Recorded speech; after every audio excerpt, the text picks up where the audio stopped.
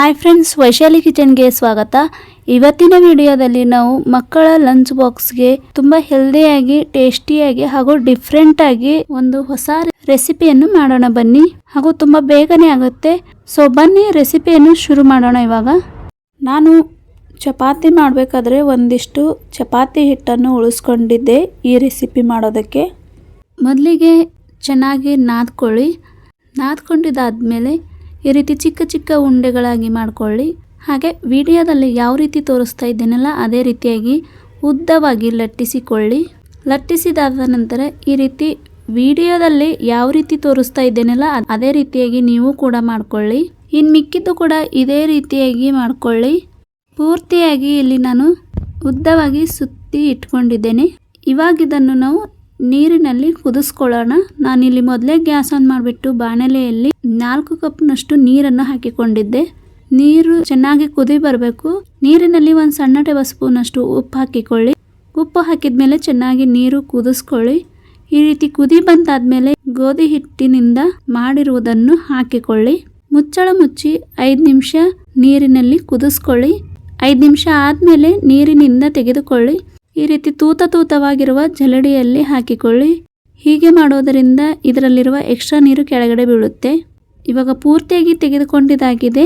ಸ್ವಲ್ಪ ತಣ್ಣಗಾಗಲು ಬಿಡಿ. ತಣ್ಣಗಾದ ನಂತರ ಚಾಕುನಿಂದ ಚಿಕ್ಕ ಚಿಕ್ಕ ಸೈಜ್ನಲ್ಲಿ ಕಟ್ ಮಾಡ್ಕೊಳ್ಳಿ. ಕಟ್ ಮಾಡಿದಾದ ನಂತರ ನೆಕ್ಸ್ಟ್ ಇವಾಗ ಮತ್ತೆ ಗ್ಯಾಸ್ ಆನ್ ಮಾಡಿಬಿಟ್ಟು ಬಾಣಲೆಯನ್ನು ಕಾಯಕ್ಕಿಡಿ. ಇವಾಗ ಇದರಲ್ಲಿ 1 ಟೇಬಲ್ ಸ್ಪೂನ್ ಅಷ್ಟು ಎಣ್ಣೆ ಹಾಕಿಕೊಳ್ಳಿ. ಎಣ್ಣೆ ಚೆನ್ನಾಗಿ ಬಿಸಿ ಆದ ನಂತರ 1 ಟೇಬಲ್ ಸ್ಪೂನ್ ಅಷ್ಟು ಜೀರಿಗೆ ಹಾಕಿಕೊಳ್ಳಿ. ಒಂದು ಮೀಡಿಯಂ ಸೈಜ್ನಲ್ಲಿರುವ ಈರುಳ್ಳಿಯನ್ನು ಕಟ್ ಮಾಡಿ ಹಾಕಿಕೊಳ್ಳಿ. ಈ ರೀತಿ ಈರುಳ್ಳಿ ಚಿಕ್ಕದಾಗಿ ಕಟ್ ಮಾಡಿ ಹಾಕಿಕೊಳ್ಬೇಕು.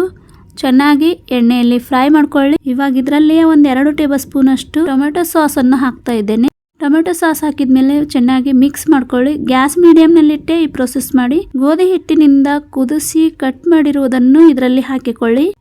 ಚೆನ್ನಾಗಿ ಒಂದ್ಸಲ ಚಮ್ಮಚನಿಂದ ಮಿಕ್ಸ್ ಮಾಡ್ಕೊಳ್ಳಿ. ಇವಾಗ ಇದಕ್ಕೇನೆ ಸ್ವಲ್ಪ ಉಪ್ಪು, ಸ್ವಲ್ಪ ಧನಿಯಾ ಪುಡಿ, ಅರಿಶಿಣ, ಸ್ವಲ್ಪ ಗರಂ ಮಸಾಲ, ಸ್ವಲ್ಪ ಅಚ್ಚು ಖಾರದ ಪುಡಿ ಹಾಗೂ 1 ಚಮಚದಷ್ಟು ಲಿಂಬೆಹಣ್ಣಿನ ರಸ ಹಾಕಿಕೊಳ್ಳಿ. ಸ್ವಲ್ಪ ಕೊತ್ತಂಬರಿ ಸೊಪ್ಪನ್ನು ಹಾಕಿಕೊಳ್ಳಿ. ಕೊತ್ತಂಬರಿ ಸೊಪ್ಪು ಹಾಕಿದ್ಮೇಲೆ ಚೆನ್ನಾಗಿ ಮಿಕ್ಸ್ ಮಾಡ್ಕೊಳ್ಳಿ. ಇದ್ರ ಮೇಲ್ಗಡೆ ಮುಚ್ಚಳ ಮುಚ್ಚಿ ಗ್ಯಾಸ್ ಮೀಡಿಯಂನಲ್ಲಿಟ್ಟು 1 ರಿಂದ 2 ನಿಮಿಷ ಚೆನ್ನಾಗಿ ಬೇಯಿಸ್ಕೊಳ್ಳಿ. ಬೇಯಿಸ್ಕೊಂಡಿದ್ದಾದ ನಂತರ ಇವಾಗ ಮುಚ್ಚಳ ತೆಗೆದುಕೊಳ್ಳಿ. ಇದರಲ್ಲಿ ಮಸಾಲೆ ಹಾಕಿಕೊಳ್ಳುವಾಗ ಮಕ್ಕಳಿಗೆ ಟೇಸ್ಟು ಯಾವ ರೀತಿ ಬೇಕೋ ಆ ರೀತಿ ನೋಡಿಕೊಂಡು ಮಸಾಲೆಯನ್ನು ಹಾಕಿಕೊಳ್ಳಿ. ಇವಾಗ ನಮ್ಮ ಗೋಧಿ ಹಿಟ್ಟಿನಿಂದ ಮಾಡಿರುವ ತುಂಬ ಹೆಲ್ದಿಯಾಗಿರುವ, ಟೇಸ್ಟಿಯಾಗಿರುವ ರೆಸಿಪಿ ರೆಡಿಯಾಗಿದೆ. ಇವಾಗ ಹೀಗೆ ಡಿಫ್ರೆಂಟ್ ಆಗಿ ಮಾಡಿಕೊಟ್ರೆ ಮಕ್ಕಳು ಟಿಫಿನ್ ಬಾಕ್ಸ್ ಖಾಲಿ ಮಾಡೋದಂತೂ ಗ್ಯಾರಂಟಿ. ಇವಾಗ ಇದ್ರ ಮೇಲ್ಗಡೆ ಸ್ವಲ್ಪ ಫ್ರೆಶ್ ಆಗಿರುವ ಮತ್ತೆ ಕೊತ್ತಂಬರಿ ಸೊಪ್ಪನ್ನು ಉದುರಿಸ್ಕೊಳ್ಳಿ. ಇದರ ಜೊತೆಗೆ ಆರೆಂಜ್ ಅನ್ನು ಕೂಡ ಕೊಡ್ತಾ ಇದ್ದೇನೆ. ತುಂಬಾನೇ ಹೆಲ್ದಿಯಾದ ರೆಸಿಪಿ. ನೀವು ಕೂಡ ಈ ರೆಸಿಪಿಯನ್ನು ಟ್ರೈ ಮಾಡಿ ನೋಡಿ. ಇವತ್ತಿನ ಈ ರೆಸಿಪಿ ನಿಮ್ಗೇನಾದ್ರೂ ಇಷ್ಟವಾದಲ್ಲಿ ಪ್ಲೀಸ್ ವೀಕ್ಷಕರೇ ಲೈಕ್, ಶೇರ್ ಹಾಗೂ ಸಬ್ಸ್ಕ್ರೈಬ್ ಮಾಡೋದನ್ನು ಮರಿಬೇಡಿ. ಮತ್ತೆ ಸಿಗೋಣ ಹೀಗೆ ಒಂದು ಇಂಟ್ರೆಸ್ಟಿಂಗ್ ಆದ ರೆಸಿಪಿ ಜೊತೆಗೆ. Thank you.